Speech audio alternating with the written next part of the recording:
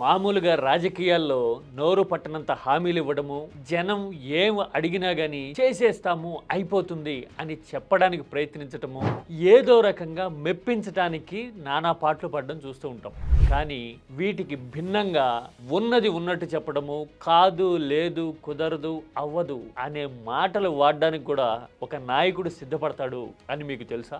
YS Jagan విషయంలో దగ్గరగా చూసిన ప్రజలే కాదు, చుట్టూ ఉన్న కొంతమంది సన్నిహితులు కూడా చెప్పే మాట చూస్తే బయట జరిగే ప్రచారానికి, అంటే ప్రత్యర్థులు చేసే ప్రచారానికి అసలు వాస్తవానికి మధ్య ఎంత గ్యాప్ ఉంది, ఎంత దూరం ఉంది అనేది మనకు అర్థమైపోతుంది. పైగా పవన్ కళ్యాణ్ లాంటి వాళ్ళు చంపేస్తారు ఇలా ఎందుకు మాట్లాడతారు అనే ప్రశ్నకి కూడా ఇందులోనే సమాధానం ఉంది. అసలు కాదు లేదు కుదరదు అనే మాటలు జగన్ నోట ఎప్పుడు వస్తాయి, ఎప్పుడు వచ్చినాయి ఇంతకు ముందు? ఒకసారి డీటెయిల్గా చూద్దాం. This is your key talks.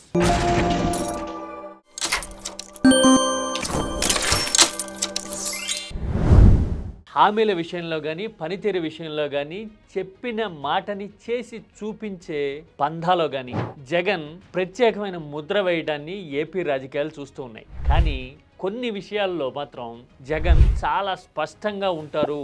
ఏదైనా ఒక పని చేయడానికి వీలు కాకపోతే గనక ఇక కాదు అని ముఖం మీద చెప్పడానికి ఎప్పుడు వెనకాడరు అని పులివెందుల్లో ప్రజలు నేరుగా చెప్పడం నాకు ప్రత్యక్ష అనుభవం. నేను చెప్పిన రైతు మనం రుణమాఫీ చెప్పండి సార్, మనకు బాగుంటుందంటే మనం చేయలేమున్నా, ఇది అబద్ధం చెప్పి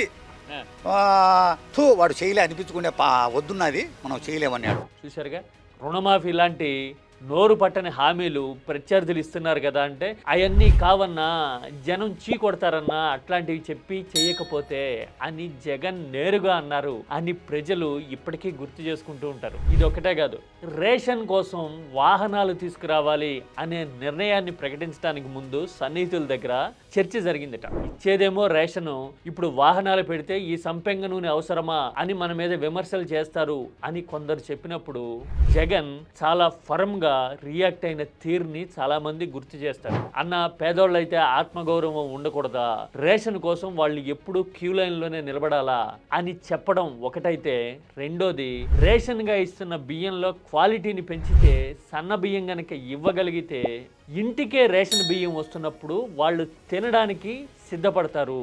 దానివల్ల రేషన్ బియ్యం పక్కదారి పట్టడం ఆగుతుంది, పర్పస్ సర్వ్ అవుతుంది అని జగన్ ఆలోచించారు అని సన్నిహితులు ఇప్పటికీ గుర్తు చేసుకుంటారు. ఇలా చేస్తే విమర్శలు వస్తాయేమో అని చెప్పినా కూడా కుదరదు, ఆగడం అని చెప్పడం అనేది జగన్ పనితీరులో స్పష్టంగా కనపడుతుంది అని ఇలాంటివి చూసినప్పుడు అర్థమవుతుంది.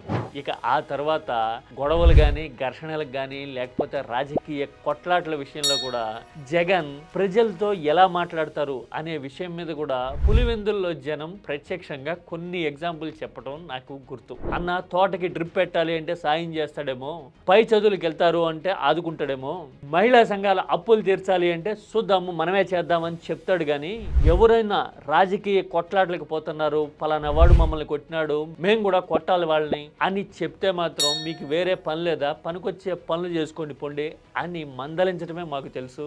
ఎప్పుడు అలాంటి కొట్లాటల్ని, దొమ్మిల్ని ప్రోత్సహించిన చరిత్ర జగన్ రాజకీయంలో గత 15 ఏళ్లుగా మేము చూడలా అని జనం మాట్లాడడం పులివెందుల్లో వినపడుతుంది. సన్నిహితులు చెప్పే మాటల్లో ఇదే శబ్దాలు తొణికిసలాడుతూ ఉంటాయి. కానీ ప్రత్యర్థులు మాత్రం ఎందుకు చంపేస్తారు ఇలా మాట్లాడడానికి ట్రై చేస్తారంటే, yes, there is a logic. మనం మామూలుగా ఇంత నెగిటివ్ ప్రచారం జగన్ మీద చేస్తేనే జనాల్లో, మాసెస్లో అంత అభిమానం ఉంది.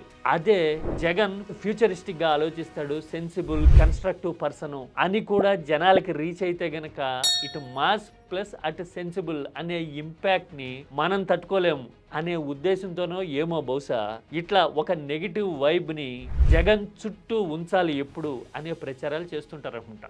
చాలా చిత్రమైన విషయం, పారాడాక్స్ అంటారే, అదేంటంటే మనమేమో పక్కన బళ్ళకి సైలెన్సర్ లేకుండా తిరగాలని చెప్తూ ఉంటాం, అవసరమైతే కత్తి పట్టాలి, ఎదుటోళ్ళని ఎత్తి కొట్టాలి అని మాట్లాడుతూ పబ్లిక్గా ప్రసంగాలు ఇస్తూ ఉంటాం, ప్రచారాలు చేస్తుంటాము.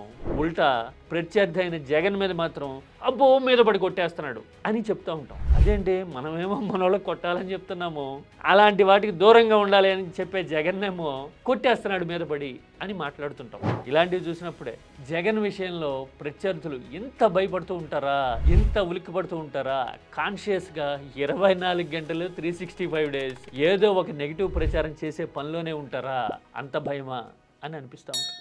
అవునా?